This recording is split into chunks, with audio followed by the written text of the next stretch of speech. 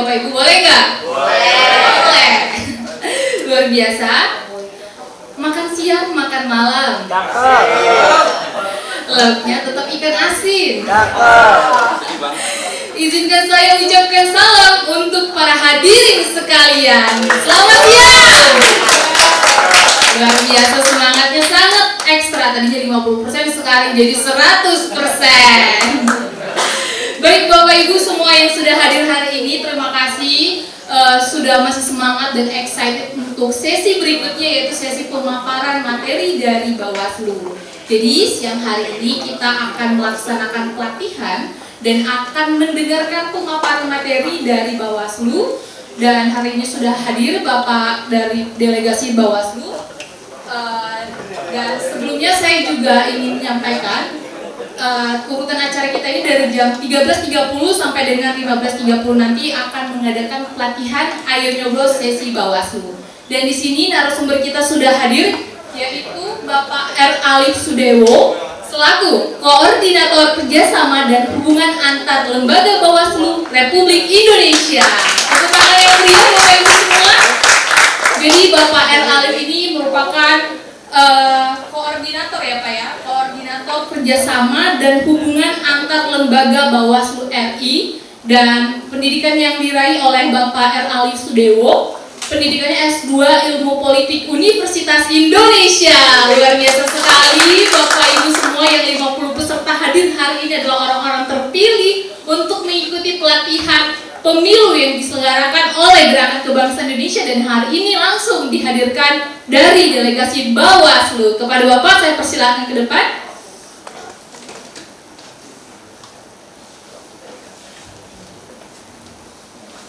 Baik Pak, silakan dulu Pak untuk perkenalan diri dulu, atau mau menyapa teman-teman semua di sini baru kita bisa melanjutkan sesi pemaparan materi.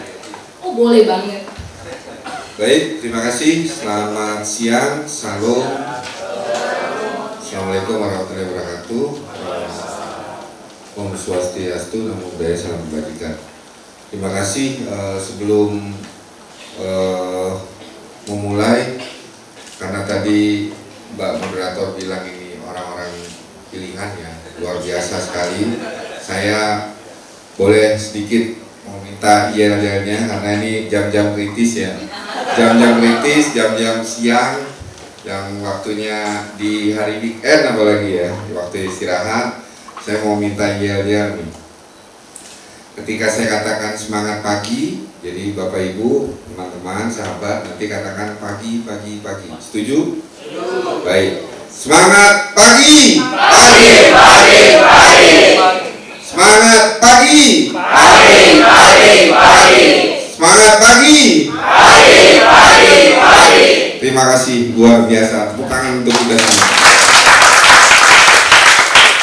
Baik, tadi yang disampaikan oleh Mbak, saya percaya dan yakin teman-teman yang hadir di depan saya ini, Bapak Ibu, adalah orang-orang hebat, orang-orang pilihan. Jadi paling tidak sebenarnya sudah melek politik atau mengerti apa itu maksudnya dengan pemilu. Izin, pertama-tama saya mengapresiasi ya kegiatan GKI, Gerakan Kebangsaan Indonesia. Mohon maaf, saya pikir tadi Gereja Kristen Indonesia. Ternyata Gerakan Kebangsaan Indonesia ya. Oh iya. Jadi Gereja Kristen Indonesia. Itu nggak salah ya saya ya. Kita sama-sama GKI. Oh iya, siap. Dan tapi Gerakan Kebangsaan Indonesia justru lebih dahsyat. Bagaimana bisa membangun tangan untuk kita semua. Pertama-tama sekali lagi saya mengapresiasi terkait dengan pelatihan Ayo Nyoblos antara KPU dan Bawaslu, dan ini tadi sudah saya sampaikan ke Bapak Pendeta Albertus sama Pak Beni. Ini mungkin bisa dilakukan di kota-kota lain di GKB, di cabang-cabang lain. Karena ternyata Jawa Barat juga meliputi di Bandung ya, bila sampai dengan Cirebon, Lampung ya. Nah ini bisa untuk paling tidak memberikan pendidikan untuk khususnya pada pemilih pemula. Baik, lanjut. Oh ya, saya dengan R. Alif Sudewo, kebetulan saya PNS dari Badan pengawas pemilu. Kebetulan saya dipercaya oleh pimpinan untuk PSI atau penanggung jawab terkait dengan kerjasama dan hubungan antar lembaga Bawaslu. Tadi Pendeta Beni juga sudah sampaikan ingin mendaftarkan GKI sebagai lembaga pemantau. Kita sangat menunggu dan menyambut baik untuk bisa datang ke Bawaslu dan sekaligus mendaftar dan akreditasi. Gitu. Baik. Selanjutnya, oke.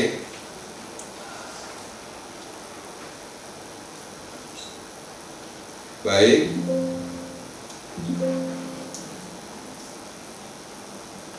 Nah, tantangan pemilu di tahun 2024 itu kami sudah melakukan atau membuat semacam early warning system ya, early warning system, jadi pencegahan yang salah satunya kita buat melalui indeks kerawanan pemilu, dan indeks kerawanan pemilu atau disingkat dengan IKP. IKP ini sudah hampir berjalan kurang lebih 2 periode pemilihan presiden, tiga periode pemilihan presiden termasuk dengan pemilihan kepala daerah atau pilkada. Nah, tugasnya ini kita adalah untuk mengantisipasi atau melakukan pencegahan apa-apa saja yang menjadi perhatian khususnya penyelenggara pemilu, baik itu KPU, Bawaslu bersama seluruh pemangku kepentingan, untuk mengantisipasi terjadinya potensi pelanggaran yang terjadi pada saat pemilu. Nah, oleh karenanya atas dasar itu pula lah kami membuat indeks kerawanan pemilu atau IKP, dan IKP ini sudah menjadi rujukan dari Kepolisian Republik Indonesia, Menko Polhukam. Rujukan dari Kepolisian Republik Indonesia adalah untuk mengantisipasi titik-titik rawan mana yang biasa terjadi pada saat pemilu di tahun 2019 untuk dijadikan pijakan dari keamanan, aparat keamanan untuk mengantisipasi titik-titik mana yang harus diantisipasi atau dicegah. Nah, dalam pemilihan tahun 2024 kita melakukan beberapa skema atau indikator terkait dengan apa saja yang menjadi variabel-variabel pelanggaran pemilu di 2024. Pertama adalah netralitas penyelenggara pemilu. Kenapa penyelenggara pemilu yang salah satu aparatnya itu ASN atau PNS itu harus netral dan tidak boleh berpihak? Karena ketika dia berpihak kepada satu kelompok atau golongan, ya kan, itu tentu saja akan menimbulkan ketidakadilan. Nah, agar dia adil kepada semua calon, misalnya di presiden, calon presiden, di tingkat DPR itu calon legislatif, di tingkat pilkada itu calon gubernur, bupati, dan wali kota, dia tidak boleh berpihak. Karena kalau dia berpihak kepada A, kepada B, kepada C, itu tentu saja ketika dia berpihak pada A akan menimbulkan ketidakadilan kepada B dan C. Makanya kita meminta untuk netral. Seluruh aparatur penyelenggara pemilu harus dibuat netral. Nah, kondisinya yang terjadi adalah polemik netralitas dalam penyelenggaraan pemilu, termasuk netralitas TNI, Polri, dan kepala desa menjadi tantangan pemilu di serentak tahun 2024. Jadi netralitas ini tidak hanya kepada pegawai ASN, tetapi juga kita harapkan kepada TNI, Polri. Lalu pertanyaan kemudian, lah TNI, Polri Pak itu kan tidak memilih. Walaupun tidak memilih, ya kan, dia tidak diminta tenaga atau bantuan maupun pengaruhnya untuk berpihak kepada salah satu calon, baik itu di tingkat presiden, di tingkat pemilihan gubernur, atau di tingkat caleg. Jadi yang dikhawatirkan TNI ini kan punya senjata, Polri ini juga punya pengaruh. Jadi pengaruhnya itu yang kita minta untuk netral, dia tidak boleh berpihak. Maka walaupun TNI Polri itu tidak mempunyai hak pilih, ya hanya keluarganya saja, TNI Polri aktif ya, tidak mempunyai hak pilih, dia wajib harus terbebas dari pengaruh untuk mendukung salah satu calon, sehingga harus netral. Kemudian yang kedua adalah potensi polarisasi masyarakat. Jadi apa yang sudah dilakukan oleh GKI adalah untuk mencegah terjadinya potensi polarisasi yang terjadi di masyarakat. Nah, ini menjadi perhatian penuh untuk kita untuk tetap menjaga stabilitas dan kondusivitas dalam setiap tahapan pemilu. Nah, yang ketiga, pemenuhan hak memilih dan dipilih. Nah, apakah Bapak Ibu, teman-teman, sahabat yang hadir pada saat pelatihan ini, apakah sudah mendapatkan kartu untuk pemilihan atau terdaftar di DPT, atau ketika Pantarlih di tingkat kelurahan sudah mendata nama Bapak Ibu untuk ikut mencoblos di pemilu tahun depan? Sudah semua ya? Semua. Apabila tidak ada, segera melapor ke KPU yang terdekat atau bisa juga ke Bawaslu. Jangan sampai hak sahabat-sahabat itu terabaikan atau tidak terdata, karena itu merupakan hak sebagai warga negara Indonesia. Nah, dari ketiga hal ini, ya kan, pelaksanaan tahapan di provinsi baru ini kita ada tambahan 4 provinsi baru di Papua. Izin Bapak Ibu, sahabat, Papua Pegunungan ada 4 ya, ada 4 Papua Pegunungan, Papua ada di DOP itu ada 4 provinsi ya. Nah, ini pelaksanaan tahapan di provinsi baru itu menjadi perhatian penuh terhadap persiapan pelaksanaan tahapan pemilu di Papua Selatan, Papua Tengah, Papua Pegunungan, Papua Barat Daya. Nah, kebetulan pimpinan Bawaslu di Papua Tengah, di Papua Selatan, Papua Tengah, Papua Pegunungan, dan Papua Barat Daya di 4 provinsi baru di Papua ini sudah terpilih pimpinan Bawaslu RI-nya.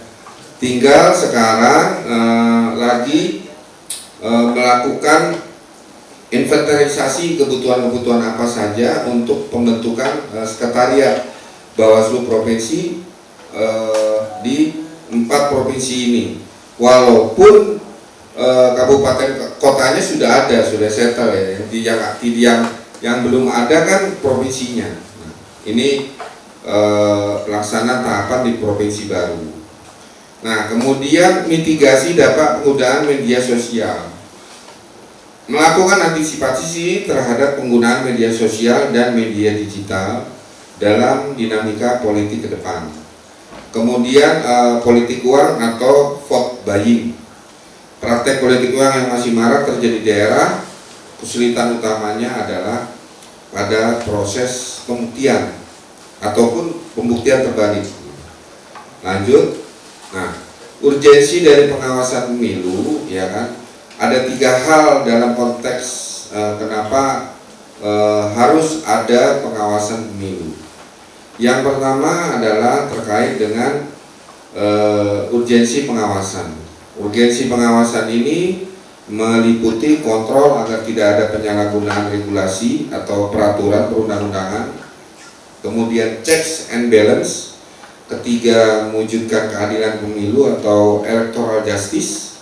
Itu terkait dengan pengawasan. Kenapa kita butuh pengawasan? Nah, definisi pengawasan sendiri itu termaktub di Peraturan Bawaslu nomor 3 tahun 2022. Khususnya pasal 1 ayat 13. Artinya, pengawasan di sini adalah segala upaya untuk melakukan pencegahan dan penindakan pelanggaran penyelesaian sengketa yang bertujuan untuk memastikan persiapan dan pelaksanaan tahapan pemilu dan pemilihan sesuai dengan ketentuan peraturan perundang-undangan. Nah, kalau urgensi pengawasan sudah ada, kemudian definisi pengawasan sudah ada, nah kira-kira konkretnya bentuk pengawasannya apa saja? Bentuk pengawasan yang ditawarkan oleh Bawaslu ada dua. Satu, pengawasan melekat, khususnya baik di internal maupun di eksternal.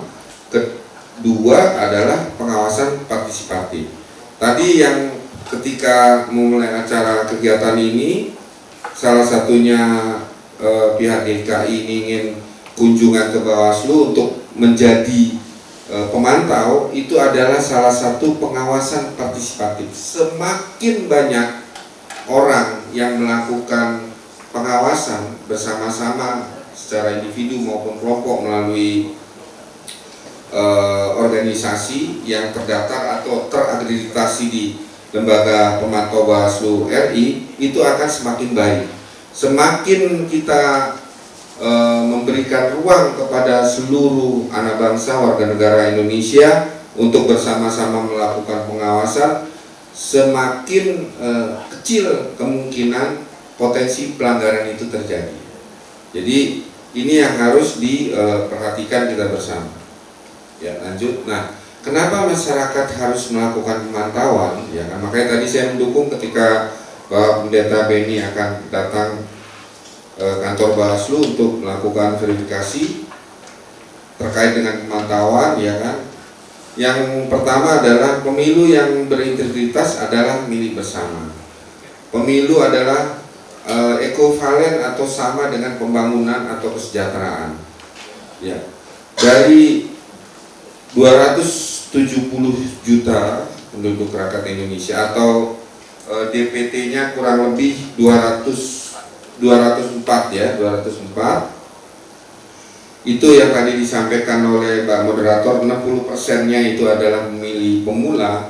Ini merupakan angin segar. Biasanya pemilih pemula atau generasi Z atau generasi Y ya, generasi Y atau generasi Z itu adalah pemilih-pemilih yang cerdas, pemilih yang mempunyai akal sehat, sehingga dia bisa memilih mana pemimpin yang baik, dan diharapkan juga tidak menjadi pemilih yang apatis. Jadi diharapkan nanti tanggal 14 hari Rabu, 14 Februari, hari kasih sayang sedunia, bukan hanya memberikan coklat kepada orang tua, pasangan, dan orang-orang yang kita cintai, tapi juga datang ke TPS. Jangan lupa tanggal 14 Februari 2024, ya kan? Nah, kenapa kita harus melakukan coblos atau pemilihan dan kita mempunyai hak pilih? Karena posisi kedaulatan rakyat memilih dan dipilih dan bisa mengontrol atau melakukan upaya-upaya komplain ya, atau upaya-upaya untuk melakukan kritik terhadap jalannya pemerintahan, ya kan? Nah, kemudian banyak kontestasi pemilu yang tidak adil semakin kreatif ya, atau tidak fair semakin kreatif di area yang sulit dijangkau oleh pengawas pemilu. Salah satu contoh, ya kan, sekarang sudah banyak alat-alat pembayaran paperless atau pembayaran non tunai, mulai dari e-wallet, mungkin dari GoPay dan lain sebagainya. Itu sekarang sedang kami coba untuk analisa dari Bawaslu ketika nanti dari peserta pemilu, ya saya katakan sebagai peserta pemilu, baik di tingkat legislatif, di tingkat pemilihan gubernur, bupati atau wali kota, maupun di tingkat presiden sekalipun, sudah banyak menjangkau hal-hal yang sifatnya selama ini bukan jalur tradisional lagi. Kalau jalur tradisional kan dulu serangan fajar. Jadi sebelum pencoblosan pukul 8 dibuka TPS, biasanya diberikan amplop. Ini udah bukan zamannya lagi, udah akselerasinya sudah semakin digital. Nah, ini yang kita kritisi dari Bawaslu. Nah, upaya dari Bawaslu seperti apa? Dalam waktu dekat ini kita akan melakukan kerjasama dengan OJK, Otoritas Jasa Keuangan. Jadi kita bisa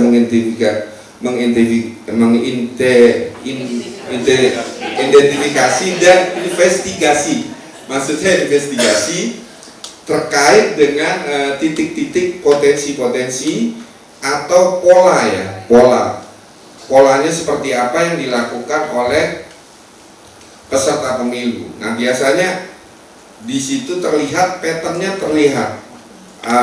polanya atau patternnya terlihat, dan itu yang mengerti betul dengan OJK dan PPATK.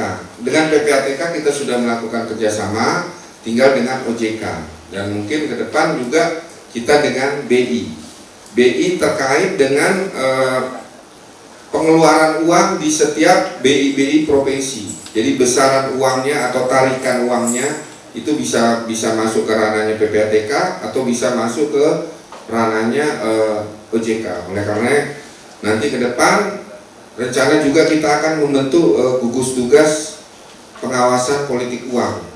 Kebetulan saya juga dipercaya nanti terkait untuk PIC dana kampanye pemilu. Nah, ini terlewat ya, maaf.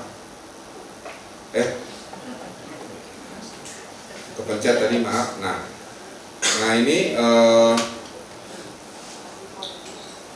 ini ya banyak kontestasi pemilu yang tidak fair, semakin kreatif. Nah ini yang di area yang sulit dijangkau oleh pengawas pemilu.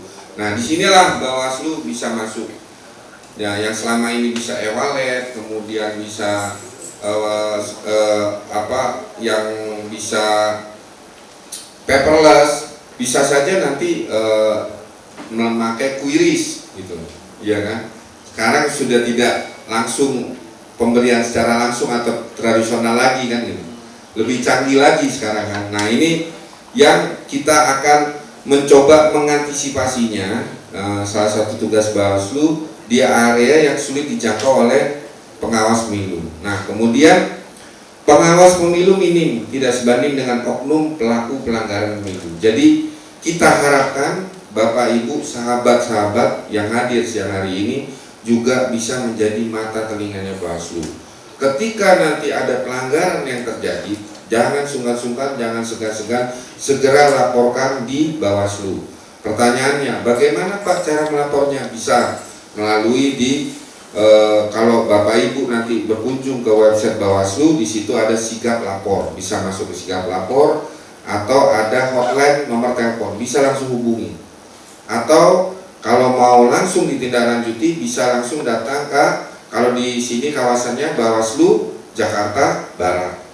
Atau kalau mau ke Bawaslu DKI juga bisa di MT Haryono. Jadi jangan ragu-ragu, silakan lapor.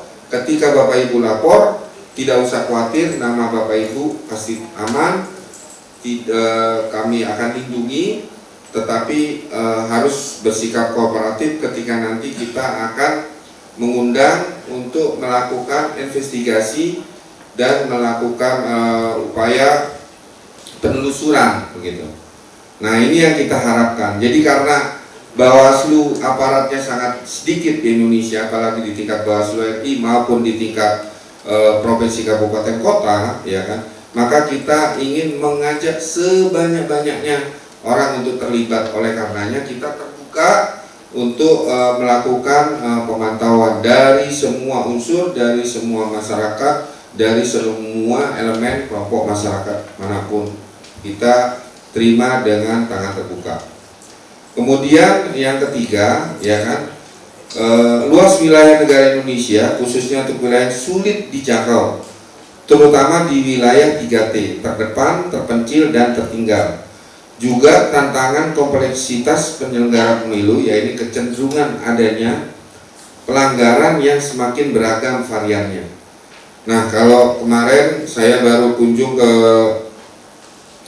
provinsi kota Sorong, provinsi Papua Barat, ya kan. Nah, jadi di situ ada gugusan namanya gugusan Raja Ampat. Jadi pengawas pemilu atau penyelenggara pemilu dari KPU dia menceritakan kepada saya, jadi karena Kepulauan Raja Ampat itu terdiri dari beberapa gugusan dan banyak rumah-rumah penduduk, jadi antar pulau itu jaraknya paling cepat 2 jam, 3 jam, 4 jam, dan itu memakan puluhan juta untuk mengantarkan logistik saja, mengantarkan logistik kartu suara. Ini kan biayanya luar biasa. Nah, ketika kita akan melakukan pemantauan, ya kan, kita akan melakukan pemantau ke suatu tempat yang posisinya 3T ini, terdepan, terpencil, dan tertinggal, itu tentu akan memakan biaya yang sangat banyak. Artinya ketika kos ini menjadi kendala, di situ harus kita pahami, kita menganalisa semakin besar juga terjadinya praktek-praktek pelanggaran yang terjadi. Karena kemampuan kita untuk datang ke sana memakan biaya yang tinggi. Oleh karena itu, salah satunya saya sudah sampaikan juga pimpinan, kita harus melakukan kerjasama dengan aparat Angkatan Laut, ya, Angkatan Laut, sehingga kita harus kerjasama dengan, contohnya kerjasama dengan kapal-kapal perang yang tingkat menengah ke bawah, tingkat kapal patroli yang bisa dipakai atau dimanfaatkan oleh Bawaslu untuk melakukan pengawasan, baik itu dari KPU untuk mengantar logistik, surat suara dan lain sebagainya, ataupun dari Bawaslu untuk melakukan pemantauan ke gugusan kepulauan-kepulauan. Bukan hanya di daerah Papua Barat saja, banyak juga dari utara Sulawesi Utara, ya, daerah Minahasa ke utara juga masih banyak. Kemudian di daerah perbatasan Kalimantan Utara, Nunukan juga sangat rawan, apalagi di daerah Natuna, ya, sampai dengan Natuna. Nah, ini hal-hal yang disampaikan di 3T tadi, ya, terdepan, terpencil, dan tertinggal. Nah, ini harus diperlukan sinergi yang komprehensif, ya, bukan hanya kepada Bawaslu tetapi kepada pemangku kepentingan yang mempunyai kaitan yang sama, khususnya untuk pemilu nanti. Nah, selanjutnya Bawaslu membutuhkan kolaborasi dan konsolidasi.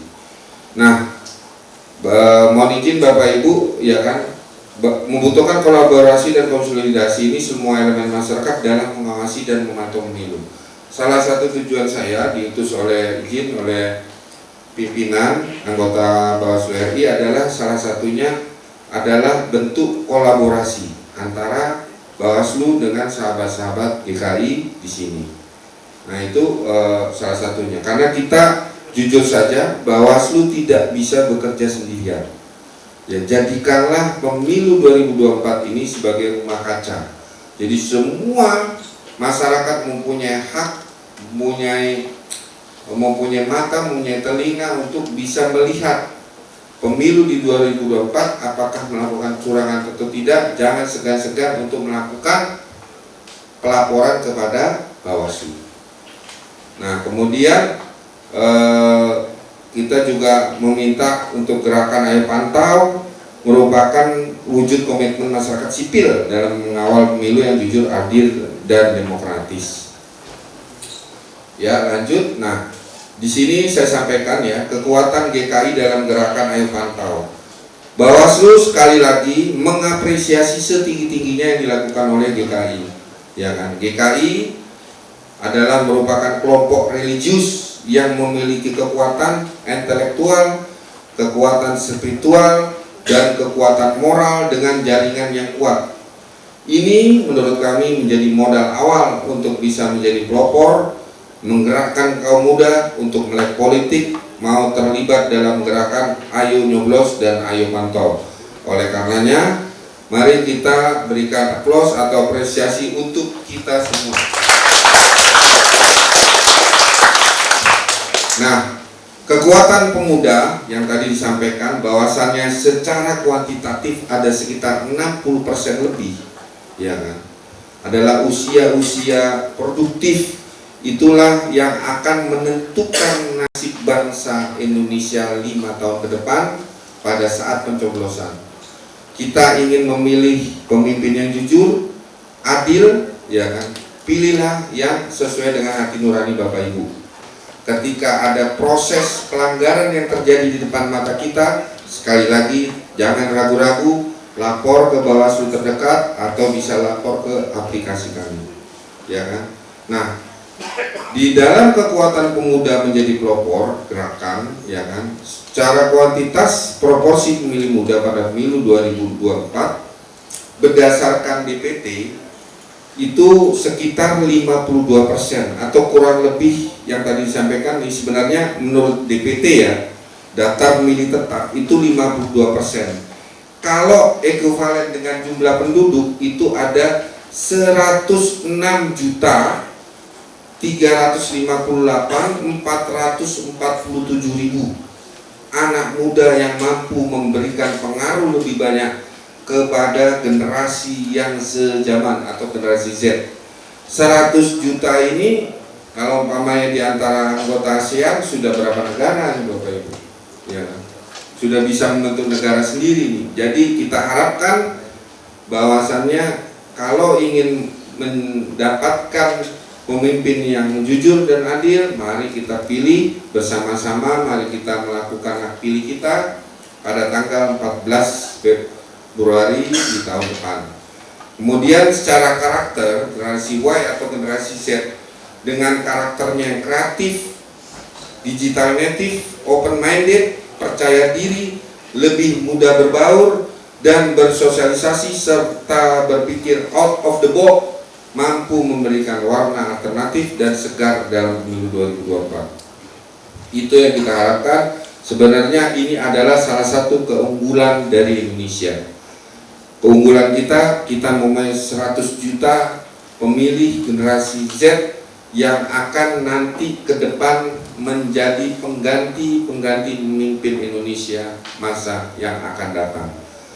Sebelumnya kita mengapresiasi salah satunya dengan gerakan GKI melalui hashtag Ayo Pantau.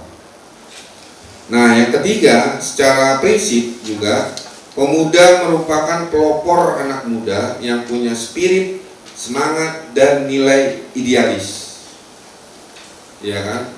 Kalau umpamanya saya mensitir kalimatnya Tan Malaka kan, ya kemewahan adalah, idealisme adalah sebuah kemewahan, dan idealisme itu yang dimiliki oleh kaum muda.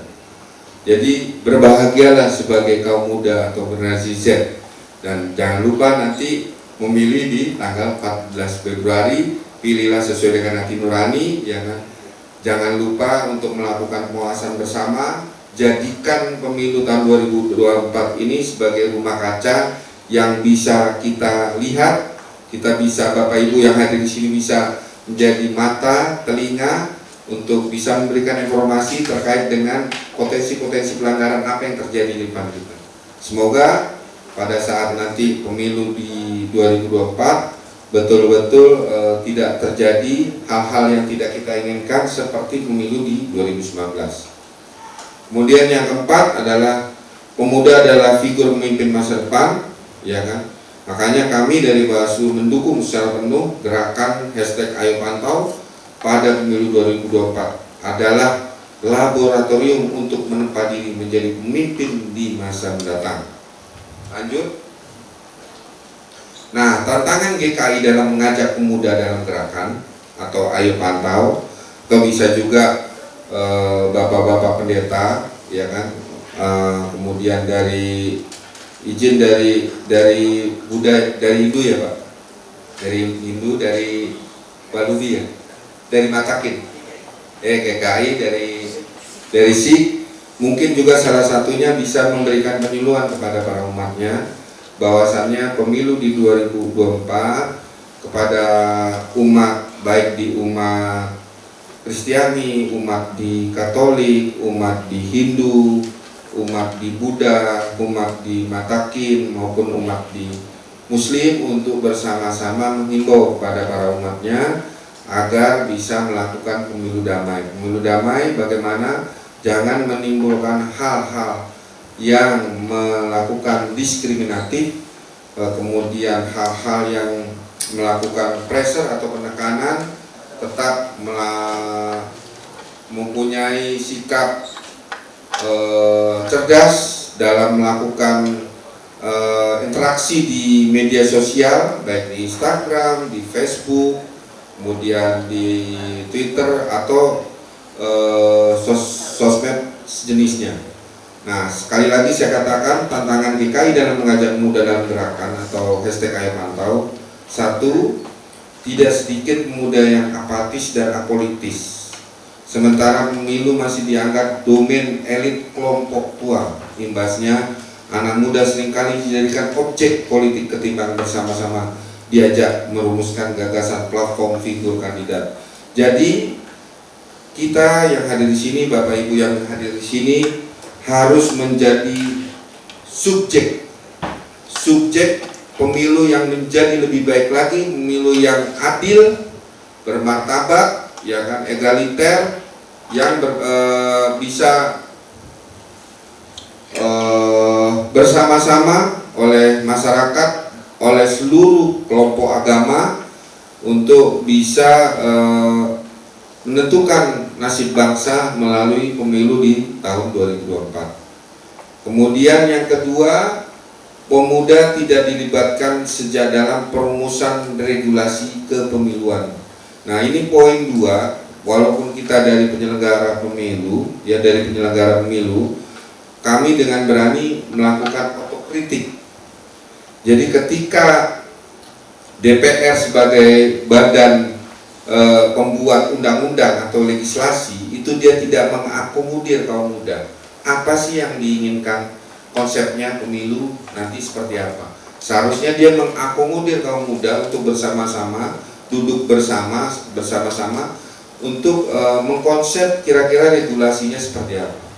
Nah, ini kalau nomor 2 adalah otokritik dari kita, ya kan, bahwasannya harus melibatkan kaum muda, bukan hanya regulasi tetapi terkait juga dengan pelaksanaan pengawasan pemilu. Nah, dalam hal ini Bawaslu justru mengajak kaum muda untuk bersama-sama dilibatkan. Ada kurang lebih 80-an pemantau yang sudah terdaftar dan terakreditasi di Bawaslu, baik dari ormas, ya, organisasi masyarakat, kemudian dari OKP, organisasi kepemudaan, pemuda yang sudah bergabung, ada PMKRI, ada GAMKI, kemudian kalau di luar ada PHDI, kemudian ada PMII, ada HMI, ya kan, itu untuk kelompok Cipayung. Ada juga lembaga-lembaga swadaya masyarakat yang concern terhadap pemilu. Memang kita berikan ruang seluas-luasnya, ya kan, untuk bersama-sama melakukan pemantauan, ya kan. Kemudian yang ketiga, pemuda memiliki gagasan yang kaya tapi belum mampu menggerakkan jaringannya untuk melawan praktek unfairness contestation, baik dalam konteks politik uang, politisasi SARA, mobilisasi, birokrasi, pelanggaran etik penyelenggara. Nah, jadi ini sebenarnya juga otokritik bagi kita semuanya, ya kan. Kita harapkan GKI, ya kan, bisa memberikan kotak efek, ya, kepada jaringannya atau kepada umatnya atau kepada teman-teman untuk melawan praktek-praktek politik uang, politisasi SARA, kemudian jangan sampai terjadi mobilisasi birokrasi, yaitu tadi terkait dengan netralitas ASN. Nah, terkait dengan politisasi SARA, Bawaslu juga sudah berupaya bekerja sama dengan Kominfo, kemudian dengan KPU juga membuat semacam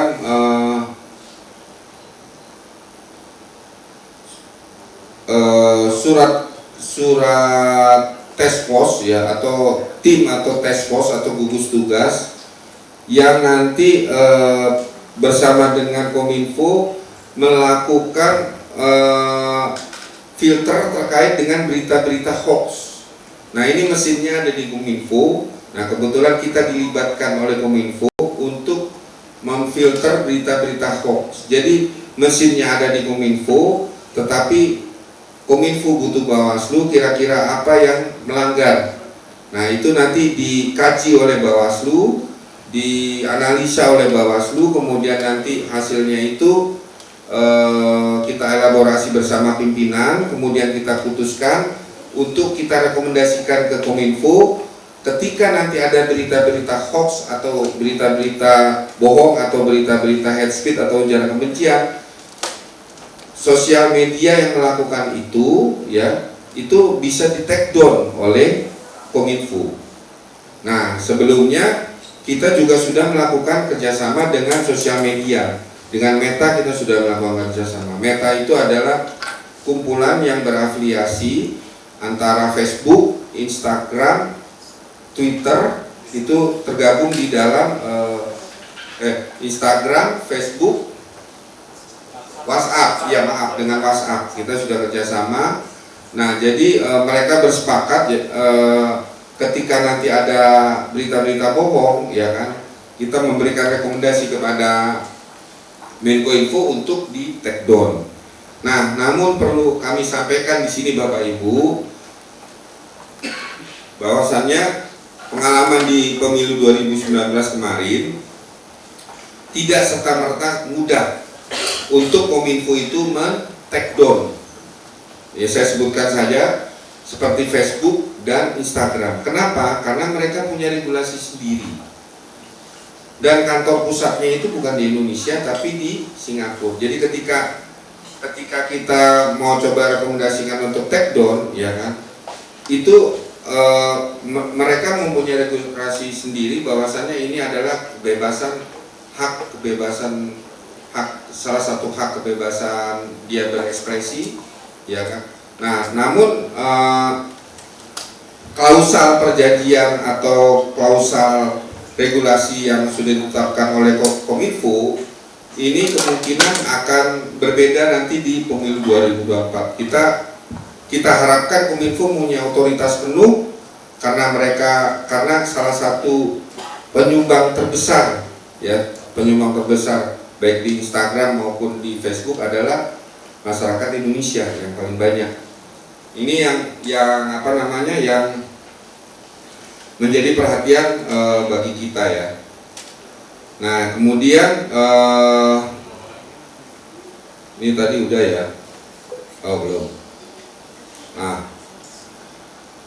Nah ini lanjut, ya. Kekuatan GKI ini udah. Oh, udah. Nah, apa yang bisa dilakukan GKI dalam gerakan Ayo Pantau, ya kan? Pertama, pendidikan pemilih. Nah, ini salah satu pendidikan pemilih yang mungkin bisa diperluas gitu, ya. Nah, salah satunya yang ditawarkan oleh Bawaslu adalah bisa secara mandiri maupun secara kolektif. Swadaya menggandeng pihak lain, Bawaslu, KPU, Kesbangpol, dan lain-lain. Ketiga, berbasis komunitas atau berbasis medsos. Keempat, mendapatkan literasi kepemiluan dan salah satu follow dan mendapatkan konten edukasi. Yang kedua, pemantauan. Yang tadi nanti mungkin dalam waktu dekat ini GKI sudah bisa bergabung sebagai pemantau pemilu yang berakreditasi di Bawaslu pada isu tertentu maupun tahapan tertentu. Organisasi kemahasiswaan atau komunitas mahasiswa bisa mendaftarkan komunitasnya sebagai pemantau pemilu meskipun tidak berbadan hukum.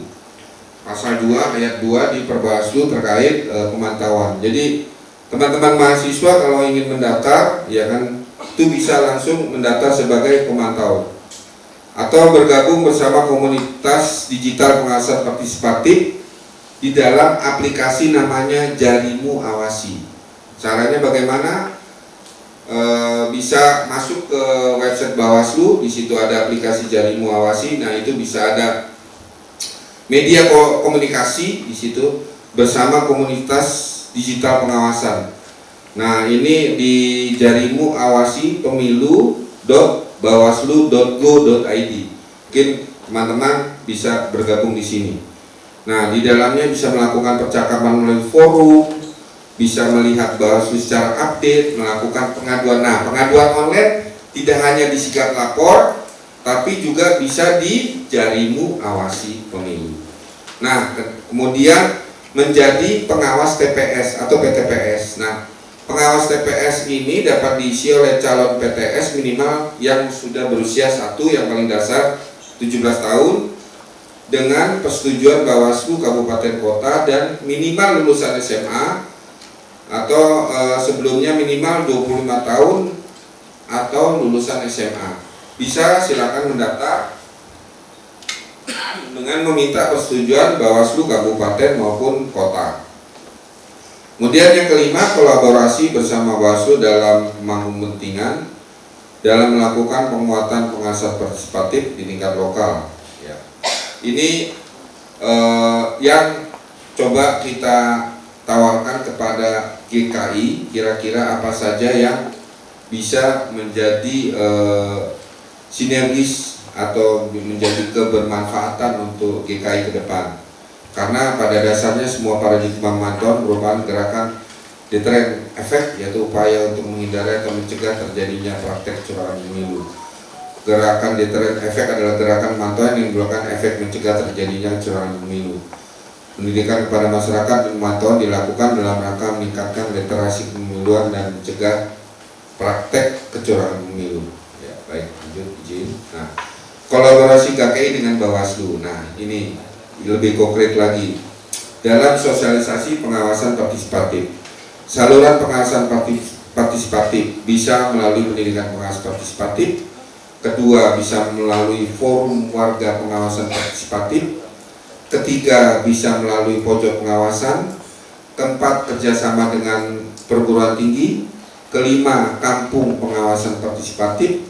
Keenam, akreditasi dan konsolidasi pemantau. 7, penjajakan kerjasama kelembagaan.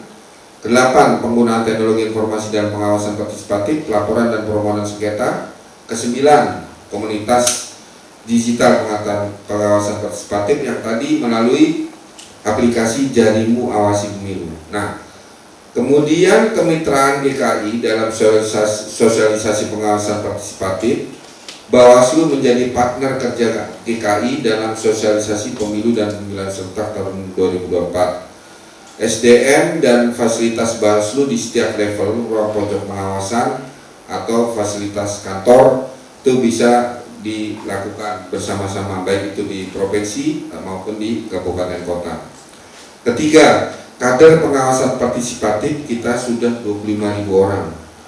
Kader 23.000, kader SKPP 1.700, kader P2P. P2P itu adalah pengawasan partisipatif pemilu singkatannya. Bisa mendaftar atau diakses di Bawaslu kabupaten atau kota. Nah, ini yang tadi sampaikan, pemantau ada 80 yang sudah terakreditasi atau terdaftar ya. Jadi ketika sudah terdaftar di Bawaslu RI, dia bisa langsung membuka cabang di Bawaslu di provinsi lainnya atau di kabupaten kota. Kemudian menjadi mitra strategis Bawaslu lainnya, baik kelompok perempuan, disabilitas, ormas, dan OKP, platform, media sosial, kementerian, dinas, dan lembaga yang telah melakukan nota kesepahaman dengan Bawaslu di setiap tingkatan. Nah, kemarin juga Bawaslu sudah melakukan gerakan deklarasi ramah akses disabilitas, ya kan, untuk mengakomodir teman-teman disabel, ya kan. Dan salah satu deklarasinya itu kami mengundang Putri Aryani peserta Amerika Got Talent kemarin, karena Mbak Putri juga disabel, kita undang untuk memberikan trigger kepada teman-teman disabel untuk selalu semangat, ya kan, mempunyai semangat, kemudian untuk bersama-sama mempunyai hak memilih sebagai warga negara Indonesia. Nah, kita lakukan deklarasi kemarin 2 bulan yang lalu di Hotel Said. Ya, lanjut. Nah, baik, terima kasih. Saya mengucapkan terima kasih sekali lagi. Nanti mungkin intens kita lebih banyak diskusi apa aja yang nanti bisa disampaikan, mau bertanya, mau memberikan pendapat, kira-kira apa, lebih baik kita lanjutkan dengan diskusi atau elaborasi. Terima kasih, ya kan. Tadi kalau mbaknya pantun, sebenarnya mau pantun, cuman bingung pantun apa.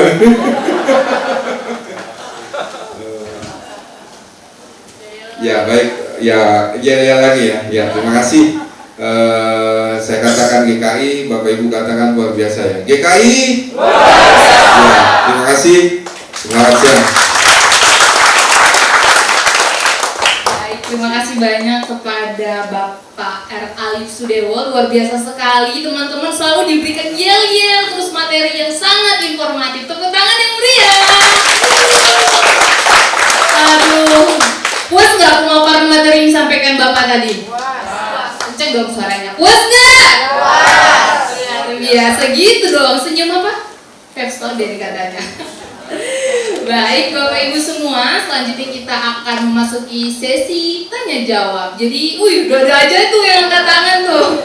Excited banget. Jadi di sini Bapak Ibu kalau misalnya ada bingung-bingungnya, apalagi pemilih muda nih, masih bingung mau gimana step-stepnya, boleh nih bertanya, kesempatan langsung dari Bapak Bawaslu begitu, dari Bawaslu Badan Pengawasan Pemilu. Silakan Bapak Ibu, saya persilakan angkat tangan. Oke, ada 3 orang. Yang pertama tadi dari ibu yang di sebelah kanan saya, silakan Bu maju ke depan. Mantan saya aja. Waduh, mantan pacar nih, gimana nih? Ayo Pak, silakan Pak maju ke depan Bapak. Tepuk tangan semuanya. Silakan perkenalkan nama dan instansinya ya Pak. Terima kasih semua. Selamat siang teman-teman semua. Halo Bapak. Assalamualaikum, shalom, salam kebajikan, Om Swastiastu, salam sejahtera bagi kita semua. Saya Agus dari komunitas Bahai Jakarta. Jadi pertama-tama yang ingin saya tanyakan ke Pak Alif mengenai ini Pak Alif, money politics gitu Pak ya. Kita tahu teman-teman semua ya, selama pemilu-pemilu kita sebelumnya masalah money politics selalu saja berulang-ulang Pak gitu. Ya. Dan kita tahu juga money politics ini tentu membuat kita semua geram gitu ya, karena jelas-jelas mencederai prinsip pemilu kita yang jurdil gitu Pak. Nah, pertanyaan saya, mengapa modus seperti ini terus berulang? Apakah tindakan atau sanksi yang diberikan Bawaslu selama ini terhadap pelaku barangkali kurang tegas begitu Pak? Karena mereka selalu sangat berani, terutama di kampung-kampung gitu Pak ya, yang kita kenal dengan serangan fajar gitu ya. Terus yang kedua, bagaimana sikap dan tindakan Bawaslu terhadap black campaign Pak? Ini juga semakin ramainya medsos belakangan ini semakin masif begitu. Ya, saya rasa sebagai pribadi juga kurang nyaman lah Pak. Jadi kalau campaign atau mereka lakukan dengan cara menjelek-jelekkan salah satu pasangan gitu atau calon-calon tertentu gitu, kurang elok lah gitu Pak ya. Kita sebagai orang timur, orang Indonesia saya kira terkenal sangat santun, tetapi karena unsur haus dengan kekuasaan, cara-cara seperti ini juga selalu dilakukan begitu Pak dalam pemilu-pemilu kita sebelumnya gitu. Dan ini jelas saya kira yang sangat berbahaya dalam menimbulkan gesekan dan polarisasi dalam masyarakat yang saya kira berbahaya untuk persatuan kita. Pemilu lalu kita sangat ngeri sekali begitu. Kita sudah diambang perpecahan saya kira karena black campaign seperti ini. Saya kira pertanyaan saya itu saja Pak. Jadi yang terakhir tadi apa sebetulnya kira-kira sikap dan tindakan Bawaslu terhadap black campaign seperti ini? Terima kasih. Tepuk tangan Bapak Ibu semua. Ini dicatat dulu ya Pak pertanyaannya. Jadi kita dengar dulu pertanyaan teman-teman semua. Baik, selanjutnya siapa lagi yang mau bertanya, Bapak Ibu? Oke, ada anak muda tuh yang tunjuk tangan. Silakan Kak, maju ke depan.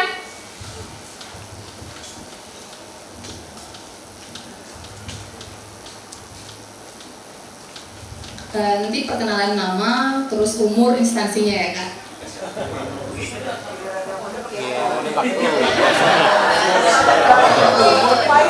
Oke, terima kasih atas kesempatannya. Selamat siang teman-teman.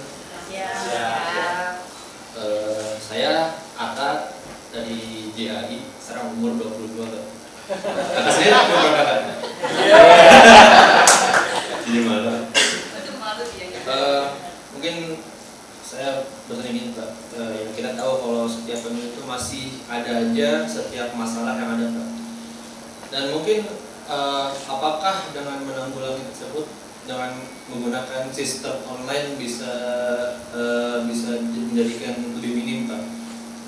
Saya sempat baca-baca dari pemilu yang pernah Amerika jalankan itu sempat menggunakan sistem online Pak, dan tetapi di sistem online itu masih ada aja ya masalah, tapi bisa di online itu bisa menjadi lebih praktis, bisa lebih menjadi cepat, dan bisa juga akurat karena datanya sudah cepat masuk. Tetapi di balik itu juga masih ada hal-hal yang masalah seperti ya hacker gitu yang mungkin. Dan pertanyaannya, apakah di Indonesia sendiri bisa menggunakan sistem tersebut dengan sistem online supaya dengan sistem itu menjadi lebih baik lagi, karena ya kita di era digital 4.0 juga ya digitalisasi itu sangat meningkat sekali. Mungkin itu aja sih Pak. Maksudnya pemilihannya ya? Terima kasih. Tepuk tangan untuk Kak Ataal dari Jamaah Ahmadiyah, luar biasa. Tepuk tangan yang meriah. Baik, selanjutnya ada lagi yang mau bertanya? Oke, baik Bu, silahkan ke depan.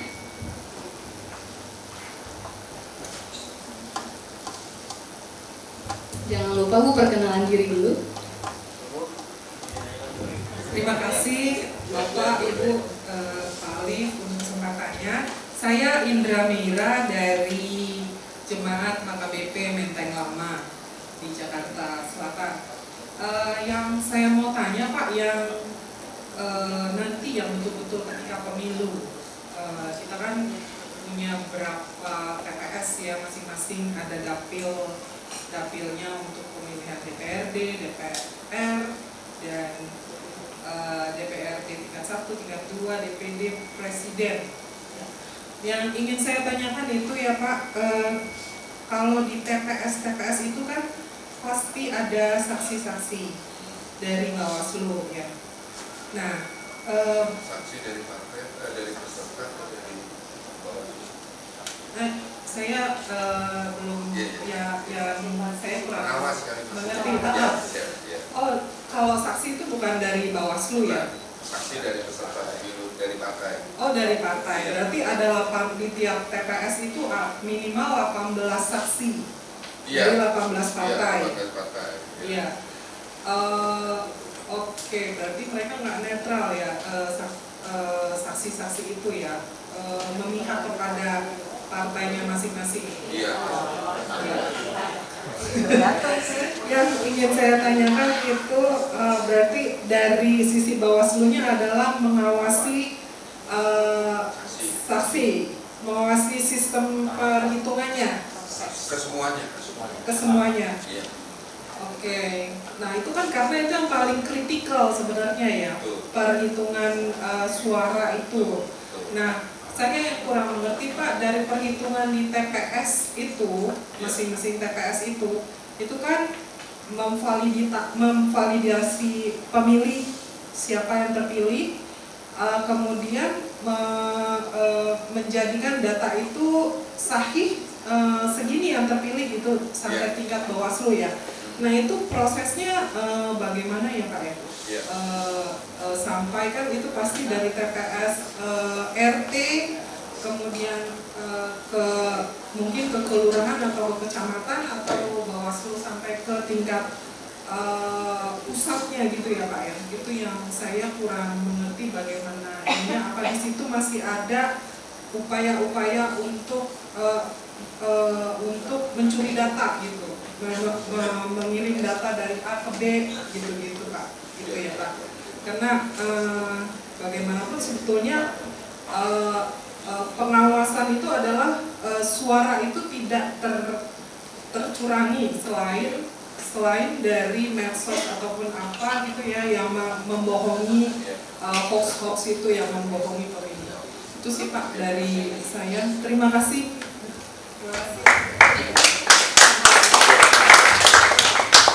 Baik, terima kasih kepada Ibu Indra Maira dari HKBP Menteng. Ini Pak langsung dijawab aja. Baik. Ibu siapa tadi? Indra Mira.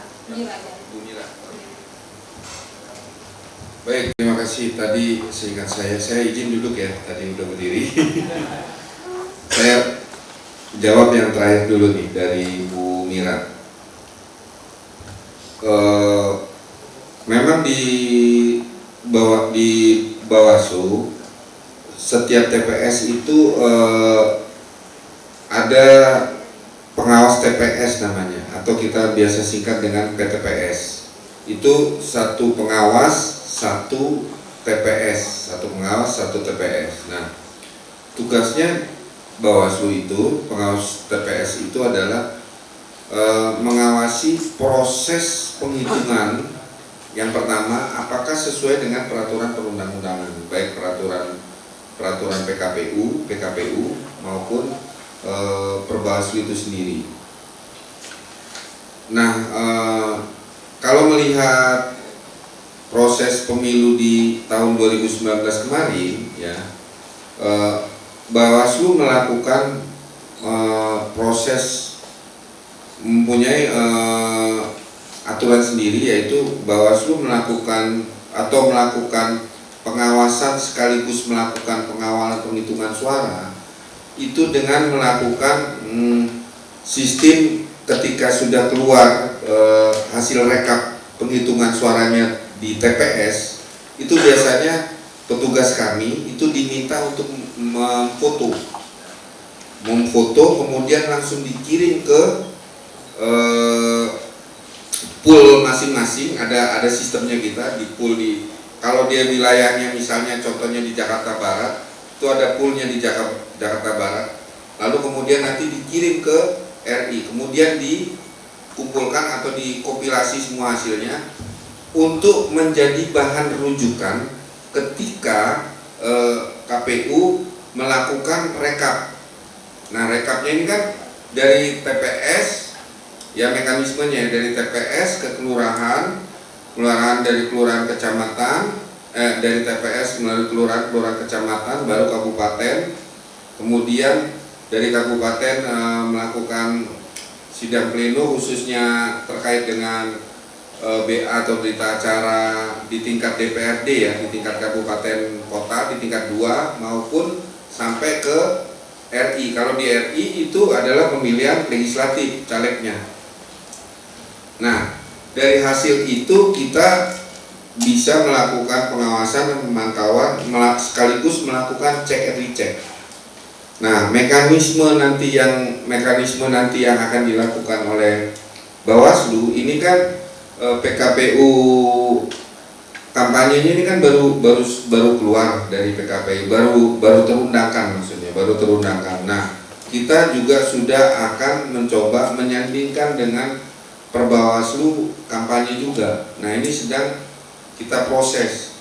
Nah, apakah nanti di Perbawaslu kampanyenya itu akan melakukan hal yang sama seperti 2019 atau lebih rigid lagi atau lebih detail lagi? Nah, ini sedang digodok bersama-sama. Yang jelas, yang paling memungkinkan untuk kita bersama-sama agar tidak terjadi kecurangan, ya kan? Kita jadikanlah TPS itu sebagai rumah kaca. Jadi semakin banyak Bapak Ibu melihat kejadian-kejadian yang mencurigakan atau terjadi pelanggaran di depan mata kita, jangan ragu atau melapor gitu. Pertanyaan selanjutnya, apakah Bapak Ibu berani melapor atau tidak? Yang sangat sederhana begini, terkait dengan pertanyaan tadi Bu siapa yang awal? Bukan yang pertama. Pak Agus ya, Pak Agus. Pertanyaan Pak Agus itu terkait dengan politik uang. Nah, ini nyambung dengan tadi pertanyaannya dari Pak Agus terkait dengan politik uang. Nah, kenapa di setiap periode pemilu itu selalu terjadi? Apakah kurang kuat sanksi yang dilakukan oleh Bawaslu atau tidak? Nah, kita harus lihat dulu secara filosofis ya. Secara filosofis adalah kejadian ketika kita ingin melapor sebagai penerima uang, kadang sang pelapor itu juga kadang ragu-ragu untuk melaporkan, karena penerima dan bukan hanya pemberinya yang akan kena, penerimanya juga akan kena, ya kan? Bukan hanya pemberi uang, tapi penerima juga akan kena. Nah, tetapi yang jelas memang saya sangat setuju, sanksi harus dibuat tegas. Kebetulan Bawaslu sudah hampir 3 periode ya, sudah hampir 3 presiden melakukan sudah mempunyai sentra pelayanan hukum terpadu atau yang dinamakan sentra Gakumdu, sentra pelayanan hukum terpadu. Nah, sentra Gakumdu ini terdiri dari Bawaslu, kemudian kepolisian, Gakumdu, kepolisian, dan Kejaksaan Agung. Jadi prosesnya begini Bapak Ibu ya, secara singkat ya, saya sampaikan secara singkat. Jadi ketika ada aduan masyarakat, itu kemudian diproses di Bawaslu, kemudian kebetulan di kantor, di setiap kabupaten kota maupun provinsi itu ada sentra Gakumdunya. Jadi Bapak Ibu bisa lapor ke sentra Gakumdu. Jadi ketika Bapak Ibu melapor ke kabupaten kota untuk melaporkan terjadinya kecurangan, misalnya terjadi kecurangan, itu diproses oleh Bawaslu, kemudian disampaikan oleh pihak kepolisian untuk melakukan penyidikan. Ketika sudah P19 itu dimajukan ke Kejaksaan. Nah, ya ini saya nggak mau spesifik ya, ini saya buka saja sedikit. Rata-rata di P19 itu tidak lanjut. Jadi ini kan prosesnya dari hulu ke hilir nih. Kita udah buka keran nih Bawaslu, gimana dari model hulu ke hilir bisa prosesnya berjalan sesuai ini. Nah, kenyataannya itu kadang dikembalikan lagi, dan belum masuk P21, P19 balikan lagi datanya. Saya nggak tahu ya kan. Nah, jadi bisa jadi ya secara objektif ya, saya berpikir ya secara objektif, saya bisa jadi berpikir secara objektif, surat-surat itu tidak lengkap. Yang tadi saya sampaikan, biasanya mau orang yang melapor, dia akan melapor kemudian dimintai keterangan, dia tidak hadir lagi untuk dimintai keterangan, kan harusnya hadir. Jadi banyak sebenarnya kalau boleh jujur ya, regulasi untuk terkait dengan potensi pelanggaran politik uang ini sebenarnya sudah kuat secara regulatif ya. Tetapi kalau boleh jujur ini, saya bicara dalam konteks lebih luas ya, bukan mengatasnamakan pribadi. Kalau boleh jujur, berani nggak kita punya goodwill untuk sama-sama? Kita punya goodwill nggak? Punya policy nggak? Nah itu, nah ini mungkin otokritik juga ya bagi saya sebagai Bawaslu. Memang harus betul-betul menegakkan sanksi yang tegas. Nah, terus kemudian pertanyaan tadi Mas siapa tadi? Mas Agus. Bukan yang kedua siapa? Mas Atala. Mas Atala ya, dari Ahmadiyah. kelompok Ahmadiyah. Oh ya. Dari kelompok Ahmadiyah ya, Mas Atala ya. Nah, itu bagus pertanyaannya. Sebenarnya ingin diterapkan di Indonesia, tapi kita harus menyadari bersama infrastruktur jaringan kita ya, jaringan infrastruktur telekomunikasi kita itu masih terbatas ya kan. Mas Atta ini udah pernah belum ke Papua? Jangankan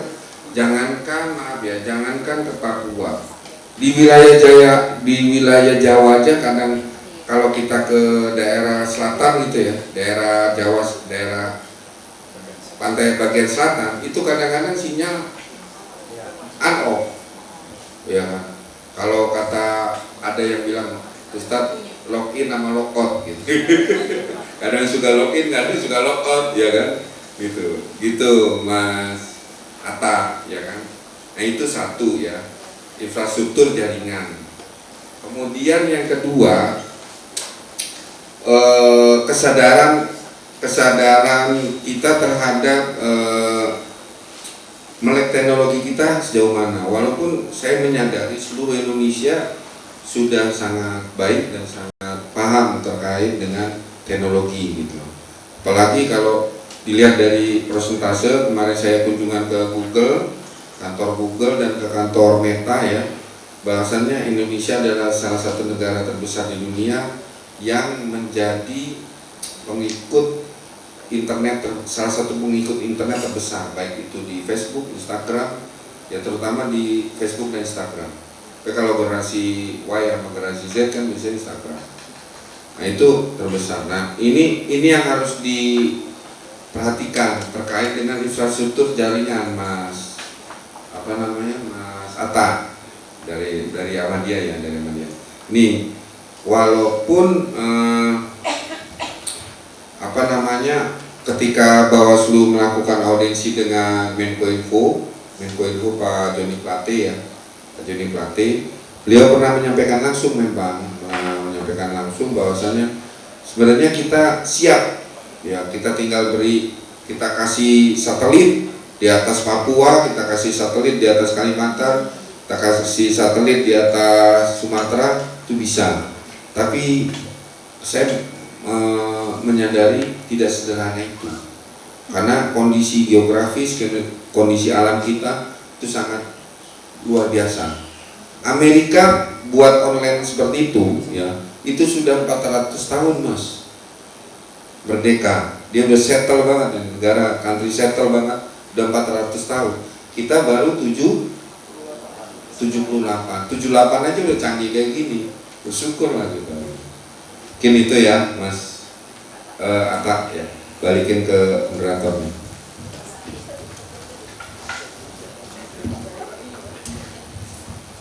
Baik, luar biasa sekali Bapak Ibu, tepuk tangan yang meriah. Terima kasih ya Pak untuk pemaparan materinya yang sangat insightful. Jadi dari Bapak Ibu yang sudah bertanya tadi, apakah pertanyaannya menjawab? Semoga pertanyaannya menjawab ya Bapak Ibu. Dan kepada panitia agar menyediakan tumblernya untuk 3 penanya yang aktif hari ini, apakah sudah disediakan? Oke, silakan. Dan ini ada kesempatan lagi, ada yang mau nanya Bapak ya? Pertanyaan saya tadi yang black campaign belum dijawab Pak. Oh iya. Oke, tadi makanya saya tanyakan apakah sudah menjawab, dikonfirm ternyata belum menjawab. Silakan Bapak untuk dijawab. Ya, yang kampanye hitam ya, kampanye hitam atau ujaran kebencian, sebenarnya itu sudah dilakukan upaya oleh Bawaslu ya, salah satunya kita menggandeng kelompok lintas iman untuk bisa memberikan penyegaran kepada umat ya, kepada para umat di masing-masing lintas iman, agar tidak terpancing atau terjebak dengan polarisasi yang terjadi di pemilu sebelumnya maupun di pilkada. Yang paling jelas sih kejadian waktu di pemilihan pilkada kemarin. Nah ini yang harus dihindari ya kan. Jangan sampai justru ini kita kalau umpamanya mau bicara integriti nih ya, kalau mau kita tarik lagi ke atas ya kan, justru kita jangan mau terpancing oleh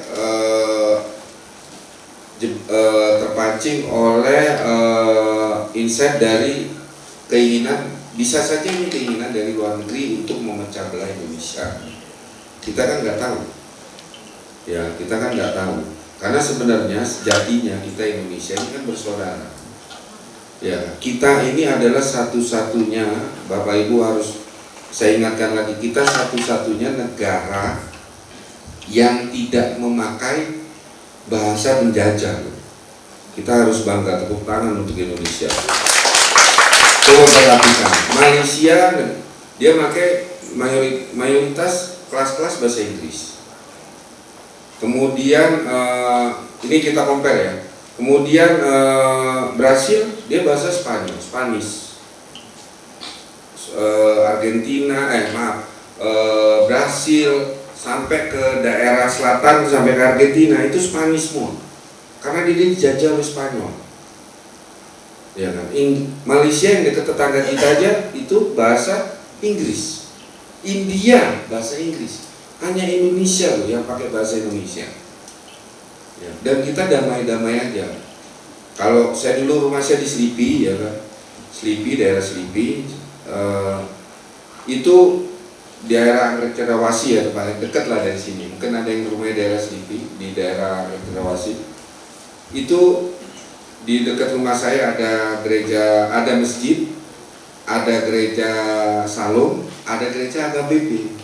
Jadi kalau setiap Lebaran kita parkirnya di kadang suka kalau bawa mobil yang dari luar daerah Anggrek itu parkirnya di gereja, kalau umpamanya lagi Natalan parkirnya di masjid, nggak ada masalah. Itu waktu saya kecil, waktu SMP SMA tuh nggak ada masalah. Nah jangan sampai ini hal-hal seperti ini berita bohong ini justru dimanfaatkan oleh negara luar gitu. Kalau mau kita tarik lagi ya ke atas ya, jangan mau kita adalah negara besar, negara hebat, ya kan, yang mungkin kita masih belum aware ya, belum sadar kalau kita tuh negara besar sebenarnya. Jangan mau terpancing, justru kita jangan mau terpancing, apalagi terpancing dari negara luar. Kita harus tetap bersatu, kuat menjadi seorang Indonesia. Mungkin itu ya, terima kasih. Baik, terima kasih Bapak. Boleh untuk 3 penanya lagi nggak Pak kesempatan? Boleh. Baik. Soalnya tadi ada yang bisik-bisik nih, saya ya gitu. Ada lagi yang mau bertanya Bapak Ibu semua? 1, 2 lagi? 2, 1 lagi 3. Oke. Silakan Pak untuk maju ke depan, Bapak yang dulu ya. Terima kasih, selamat siang Pak Dwi. Ya, nama saya Cintoko dari GKI Bogor Baru. Pertanyaan saya singkat aja Pak, mengenai pengalaman pemilu sebelum-sebelumnya. Mungkin dari Bawaslu sendiri sudah ada evaluasi secara jelas sehingga mengetahui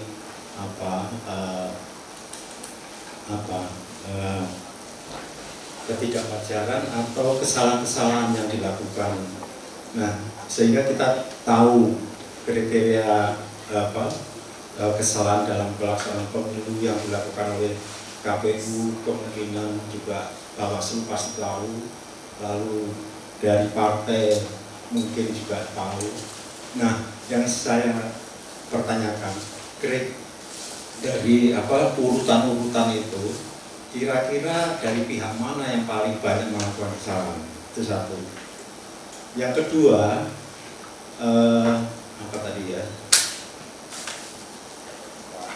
Yang kedua sampai lupa saya ini. Bapak melihat saya, jadi saya yang pertama, ya, jadi urutannya Pak ya, kesalahan-kesalahan dari pihak mana? Itu yang kedua tadi Bapak bilang bahwa autokritik dari Bawaslu menerima segala punishment kurang jelas. Nah, memang seharusnya Pak Bawaslu kalau saya boleh mengkritik harusnya lebih tegas Pak. Karena Bapak dan kru semuanya diangkat negara untuk mengawasi pemilu, dan ini 5 tahun sekali. Jadi kalau kita mengharapkan dari pihak-pihak pemilih untuk melaporkan segala kesalahan dari orang lain itu kemungkinan tidak akan jalan Pak. Karena seperti contoh tadi yang dicontohkan, kalau kita tidak punya kepentingan sendiri, kemungkinan kita tidak akan melakukannya. Tadi dicontohkan di narasumber pertama itu mengenai BPJS. Di Amerika dikatakan bahwa kalau ada jaminan bahwa pemilih itu dapat BPJS, ini istilah di Indonesia Pak ya, itu mereka akan melaporkan. Terus terang dia akan datang karena mempunyai kepentingannya. Kamu boleh memilih kalau ada jaminan dari negara. Dalam hal ini umpama ada sejenis jaminan sosial gitu. Jadi saya mengkritik bahwa jangan berharap kepada orang yang tidak punya kepentingan sendiri itu untuk melaporkan ada kesalahan ke Bawaslu itu Pak. Itu aja Pak ya. Jadi pertanyaan saya satu,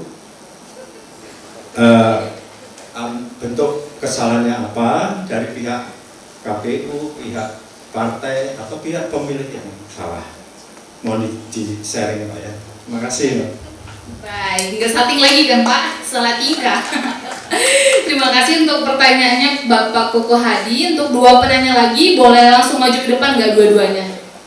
Yang tadi yang bertanya, iya. Jadi langsung nih.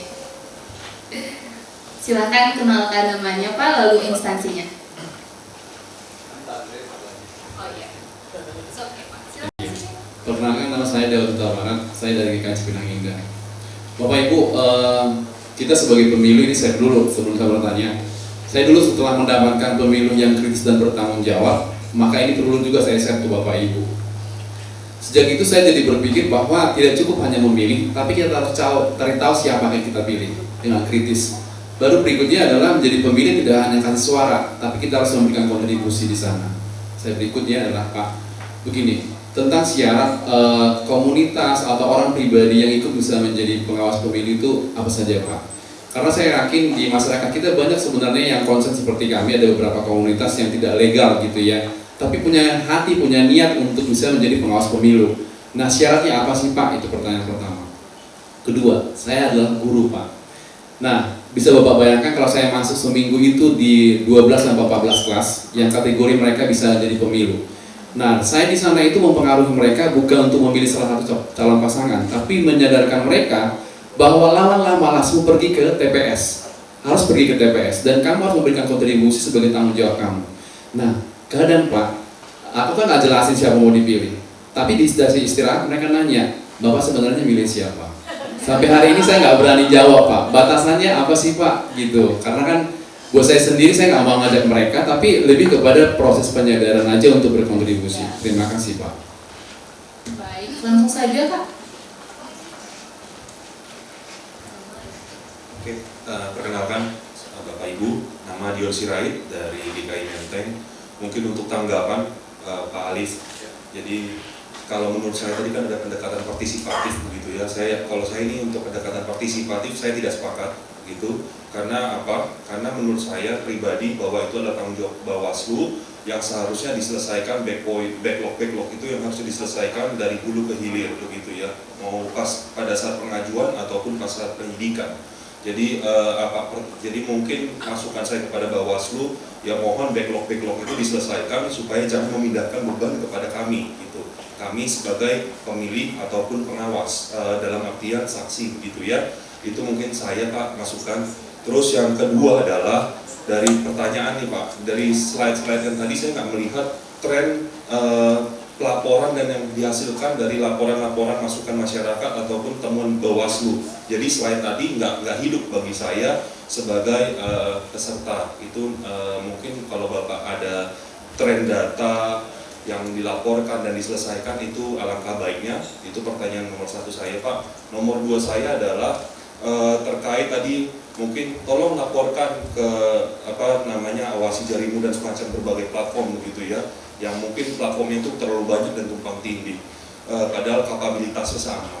Tapi maksud saya adalah apa seluruh kasus yang bisa dijadikan template bagi kami untuk melaporkan. Mungkin itu menurut saya lebih bermanfaat karena ya tadi mungkin yang menurut kami tidak masuk skenario kejahatan ternyata menurut Bawaslu kejahatan kan begitu. Jadi menurut saya itu nggak hidup karena tadi laporkan tapi kami nggak tahu praktisnya itu kegiatan apa yang bisa kami laporkan. Mungkin itu aja dari saya, terima kasih. Baik, terima kasih untuk pertanyaannya dari Kak Dion Sirait GKI Menteng. Baik Pak, langsung saja untuk dijawab. Baik, ya, terima kasih ini. Baik, terima kasih. Ada beberapa pertanyaan tadi ada Pak Dion, Pak Utabara, terus ada Pak Koko ya. Nah, saya jawab yang terakhir dulu nih ya dari Pak Dion. Ya saya justru mengapresiasi tadi apa yang dikatakan oleh Pak Dion. Nah terkait dengan partisipatif ini harus diluruskan dulu. Tingkatnya partisipatif ini adalah ketika tidak harus komunal sih ya, tidak harus komunal, tidak harus ada komunitas kemudian langsung dia memberikan laporan, atau bukan ingin berbagi beban juga, tidak. Justru karena kita ingin memberikan ruang kepada masyarakat ketika terjadi kecurangan di depan mata, ayo kita bareng-bareng lapor ke Bawaslu. Karena kan ruang lingkup kemudian resource Bawaslu kan terbatas, ya. Dan kita nggak bisa menjangkau di tempat-tempat yang kita tidak ketahui gitu. Makanya kita minta partisipasi masyarakat. Nah, justru contoh nyata ketika ini ada Pak Dion ya. Jadi Pak Dion tadi apa yang disampaikan oleh Pak Dion secara prinsip sebenarnya saya sepakat. Kita satu frekuensi untuk tujuan pemilu lebih baik. Sebenarnya saya sama Pak Dion tujuannya sama, pemilu yang lebih baik ke depan, ya kan? Nah, namun yang tadi disampaikan terkait partisipatif, contoh konkretnya kita tidak ingin berbagi beban, tapi kita memberi keleluasaan kepada Bapak Ibu, baik secara personal maupun komunal atau komunitas, terserah. Yang jelas, contoh yang paling konkret ya, ketika Bapak Ibu melihat di tetangga sebelah, ya tetangga atau melihat di depan mata ada peserta pemilu yang memberikan uang untuk memilih dia, itu adalah tindakan pelanggaran pemilu. Itu contoh konkret. Nah, ketika Bapak Ibu ingin menjadi pemilu yang menjadi lebih baik, ya ingin pemilu yang berkualitas di 2024, kan itu tidak akan mengharapkan itu terjadi kan. Kalau itu terjadi dan sifatnya masif seluruh masyarakat, itu malah nanti akan menjadi presiden yang kurang baik dan akan menghasilkan pemimpin yang unlegitimate karena inputnya sudah tidak baik. Input prosesnya yang dilakukan dia sebagai pemilih itu proses yang tidak baik karena melakukan penyuapan atau melakukan praktek politik uang gitu ya. Itu yang dari Pak Dion. Kemudian tadi Pak Huta Barat apa? Terkait dengan syarat pemilu. Nah, syarat pemilu itu syarat pemantau saya nggak begitu hafal. Yang jelas kita dengan tangan terbuka bisa menerima izin Pak Huta Barat. Di situ ada daftar pemantau ya di website Bawaslu, bisa dilihat di situ izin Pak Huta Barat. Tapi kalau Pak Huta Barat ingin jadi pemantau, ya apalagi sebagai seorang guru, saya sangat hargai dan mengapresiasi, bisa langsung datang ke kantor Bawaslu yang di Tamrin 14. Kita dengan tangan terbuka menerima Pak Huta Barat untuk menjadi pemantau bersama kelompoknya ataupun secara person. Terus kemudian yang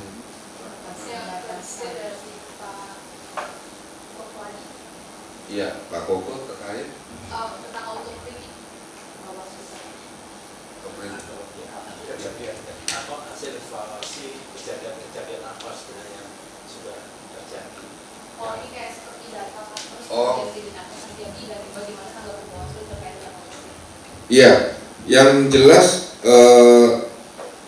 kita tidak bisa mapping apa saja kejadian-kejadian atau tidak bisa mereview satu persatu Pak Koko hal-hal apa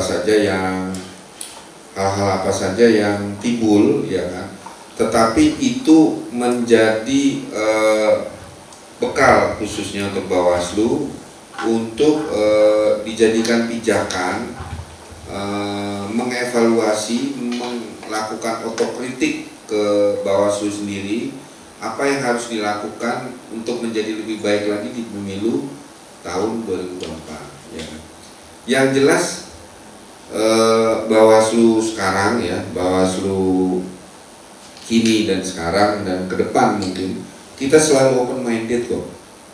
Kita menerima kritikan, kita menerima masukan. Semakin kita dikritik, kita semakin senang karena kritik itu kita semakin lebih awas, ya kan? Apa yang harus dilakukan oleh Bawaslu, apa yang menjadi masukan untuk Bawaslu itu akan semakin bagus dan akan menjadi imun yang kuat untuk Bawaslu untuk bisa menghadapi pemilu tahun 2024. Nah, ini perlu ditegaskan lagi Bapak Ibu, pemilu di 2024 di tahun depan itu sangat-sangat rumit. Sekali lagi saya katakan sangat-sangat rumit dan boleh dikatakan sangat berbeda konteksnya dengan pemilu 2019. Kalau di pemilu 2019 kemarin itu hanya pemilihan presiden, pemilihan presiden, caleg dari tingkat provinsi, provinsi sampai dengan kabupaten kota. Nah sekarang itu pemilihan kepala daerah mulai dari tingkat gubernur, kabupaten sampai kota madya itu serentak 514 gubernur provinsi, kabupaten kota seluruh Indonesia serentak di November 2019. Jadi selesai 14 Februari rekap, kalau memang nggak ada putaran kedua itu bulan Juni, kemudian rekap pemilihan presiden, pelantikan presiden itu Oktober, November adalah pilkada. Jadi konteksnya beda nih jadi makanya saya katakan Bawaslu tidak bisa bekerja sendirian. Bawaslu saya minta Bapak Ibu bisa menjadi mata telinga terkait dengan kecurangan-kecurangan yang ada di depan mata. Jangan ragu-ragu laporkan, ya kan? Dan kita selalu open minded, menerima kritikan, masukan itu semakin bagus, bisa dijadikan imun kita untuk tetap tegak mengawasi pemilihan umum di 2024 untuk tetap jujur, adil, demokratis, ya, dan mudah-mudahan bisa bermanfaat untuk orang banyak. Pikir itu ya Mbak ya. Terima kasih Bapak Ibu. Selamat sore. Salam. Assalamualaikum warahmatullahi wabarakatuh. Biasa sekali Bapak Ibu, tepuk tangan yang meriah. Tadi katanya open minded dan siap menerima kritik, dan benar banget tadi peserta di sini sudah langsung mengkritik, ada yang minta solusi, ada yang minta tips, semua dibungkus sama Bapak kita di luar biasa.